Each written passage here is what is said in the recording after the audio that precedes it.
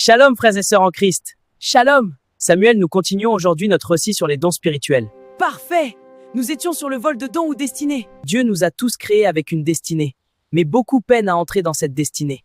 Il faut comprendre que nous sommes dans un monde où deux royaumes se combattent sans relâche. Refuser de combattre, c'est laisser l'autre te dominer. Et le combat porte sur ce que tu possèdes en toi, sans même le savoir. Tu es peut-être le Joseph ou la Esther de ta famille, mais tu ne le sais pas.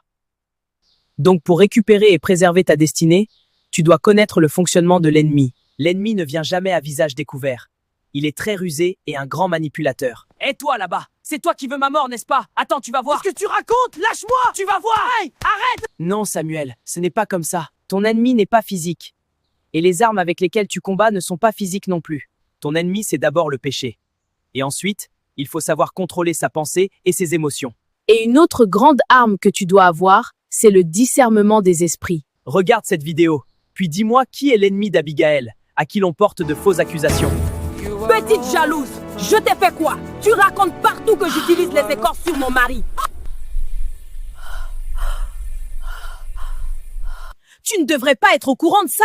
S'il te plaît, qui te l'a dit? Ça ne te regarde pas. Ça n'est pas la question. C'est Hawa, la dame à la robe rouge. Le but de l'ennemi, c'est de créer une porte pour voler ce qui est en toi. Ce n'est pas en bagarrant qu'on pourra me le prendre, vu que c'est spirituel. La Bible nous donne une liste exhaustive de nos ennemis dans Galates, chapitre 5, versets 20 à 21. Donc pour te répondre Samuel, l'ennemi dans notre petite vidéo, c'est la haine. Waouh! Et en même temps, dans cette attaque, il y avait la division et les querelles. Et comment faire alors? L'humilité, la vérité et le pardon brisent les attaques. L'objectif était de toucher le cœur d'Abigaël. Regardons une deuxième vidéo. La voilà, Seigneur. Couvre-moi de ton précieux sang. Abi, la princesse de l'Éternel, comment vas-tu? Ça va par la grâce de Dieu, ma sœur. Pardonne-moi vraiment, ma sœur. J'ai laissé... Cette attaque est physique. Exactement. Une attaque qui utilise ton vêtement, ta photo, tes cheveux ou touche une partie de ton corps. Ou encore des empoisonnements. Cela ne devrait pas être difficile à gérer si l'on prie et fait attention.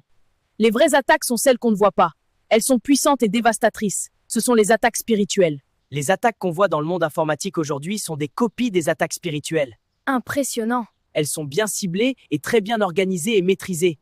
Les Occidentaux en sont les experts. En Afrique, les attaques spirituelles sont faibles, parce que déjà on ne comprend pas tous les rouages du monde spirituel. Et en plus, il faut beaucoup d'énergie noire pour neutraliser sa proie. Donc les Africains sacrifient moins. Oui, ce qu'ils savent faire le mieux, c'est amener ta photo ou ton nom chez le marabout. Mais sur un chrétien, cette attaque ne passe pas. Que se passe-t-il donc quand l'attaque est réussie? Quand l'attaque est réussie, la porte est ouverte et l'ennemi a accès à ton corps. L'ennemi, c'est un esprit invisible comme un virus dans l'air, qui fonctionne sur des fréquences négatives. Prenons l'exemple d'une personne qui garde la colère ou la tristesse pendant 2 ou 3 jours. Cette colère a été initiée par quelqu'un ou un événement, et la personne n'a pas préservé son cœur. Plus tu restes dans cet état, tu émets un signal sur une fréquence négative. C'est comme un signal radio fonctionne. Une chaîne de radio émet sur une fréquence définie. Toute personne désirant écouter cette chaîne se connecte à cette fréquence. Le négatif attire le négatif. C'est comme si tu disais à l'ennemi, me voici, venez me chercher. De la même manière, l'ennemi va se connecter à ta fréquence négative. Donc rester longtemps dans un état négatif ouvre les portes à l'ennemi. Et pour ouvrir la porte, combien de temps ça peut prendre? Est-ce 2 jours? 3 jours? Ça dépend de la puissance de l'attaque, de comment la personne gère et aussi de la vie de prière de la personne. Lorsque tu pries, tu reçois l'énergie et la force du Seigneur. Donc tu es en feu. Donc en priant, tu refermes un peu la porte. Pour celui qui ne prie pas, elle s'ouvre sans grand effort. Et l'ennemi, c'est quelqu'un de froid et de lourd. Donc il veut éteindre ton feu et te rendre lourd. Peu importe par quelle partie de ton corps il rentre, tu peux le ressentir par la différence de température. Tu vas sentir que quelque chose de froid est en train d'entrer dans ton corps. Une personne qui ne prie pas régulièrement ou qui est dans le péché ne pourra rien ressentir. Et que fait l'ennemi une fois que la porte est ouverte et qu'il entre? Et une fois qu'il entre, la première chose qu'il fera, si tu es chrétien, sera d'interrompre ta relation avec Dieu. Il va te projeter la lourdeur ou la distraction quand tu décideras d'aller lire la Bible ou prier. C'est ta prière, ta louange, ta méditation qui forme une boule de feu en toi et expulse tout corps étranger. Si tes yeux spirituels sont ouverts, il va essayer de les obstruer. Mais il faut beaucoup d'énergie froide pour bloquer la lumière. Donc il faut former un bloc de glace. S'il n'a pas assez d'énergie, alors il va élargir la porte pour obtenir du renfort. Je comprends pourquoi les chrétiens disent que les écailles tombent des yeux, parce qu'une écaille ressemble à un cristal de glace. C'est pourquoi les visions ne partent pas d'un coup. Ça diminue au fur et à mesure. Parfois, tu vas les oublier au réveil. Pour un prophète censé édifier le peuple, l'ennemi ne va pas fermer ses yeux. mais il va plutôt s'attaquer à la source de ses révélations, en la connectant à une énergie noire. Il va commencer à faire de la divination et prophétiser toujours du négatif, et il pensera toujours à tort que cela vient de Dieu. Qu'est-ce que c'est dangereux! Je dirais même que c'est extrêmement dangereux pour un homme de Dieu de perdre ses dons. L'ennemi va le plonger dans une grande illusion.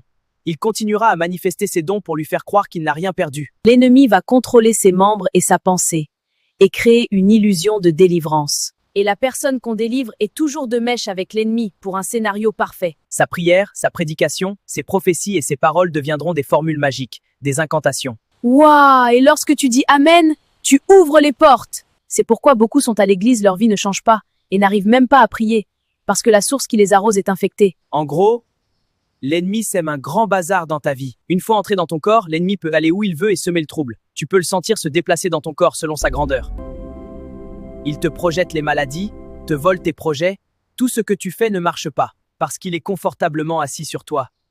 Il voit tout, il sait tout, donc il peut te contrecarrer. Pour un footballeur, comment se fait-il voler? C'est le même principe pour tous. Quand l'ennemi entre, il utilise ton énergie pour t'affaiblir et t'épuiser. Il va t'amener à pécher davantage. Il endurcit ton cœur en exerçant une grande pression sur lui. Tu peux même ressentir la douleur dans ton cœur. Résultat, tu veux pardonner, mais tu n'y arrives pas. C'est pas toi le problème.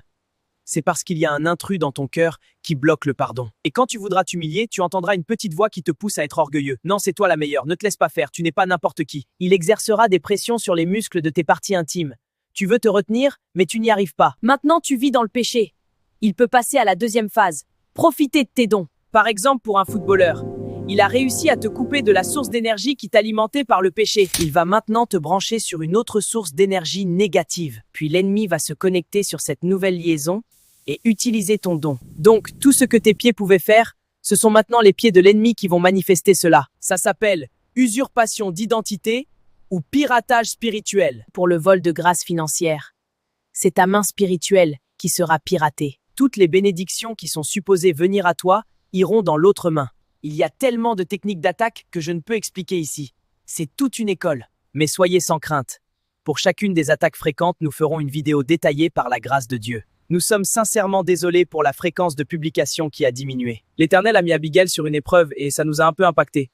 Par la grâce de Dieu, on espère en produire plus d'ici là. Nous prions afin que les grands hommes qui vont se lever en Afrique ne tombent pas dans les pièges de l'ennemi. En particulier les sentinelles, les vrais hommes de Dieu qui sont couchés devant l'Éternel.